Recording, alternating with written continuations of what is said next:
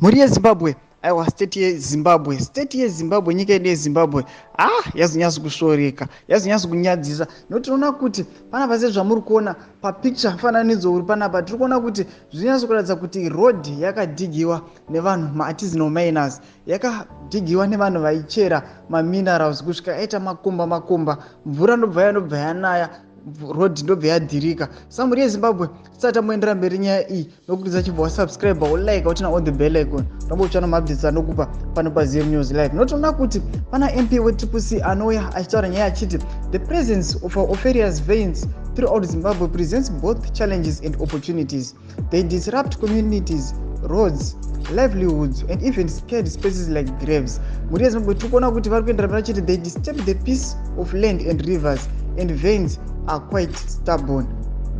Saka tikuona kuti MP weTSHABANGU vakachema chiti aiwa vanhu veZANU vari nguva vachingoluta maminerals vachisa environment iri degraded sezvamuri kuona apapo makomba ayo zvitoratidza kuti mota dzichakwanisi kutofamba hapasina maroad networks zvinhu zvatokanganisika nokuti vanongova vachingomaina vosiya zvakadaro mvura iyayo naya yotowedzera zvinenge zviripo. Saka muri yeZimbabwe inyaya inosirisa vanhu vanyasa kuuya panapo vachikomplaina vachiti hanzi ndo zvinhu zvamunofanira kuita discuss izvi. This is very disturbing.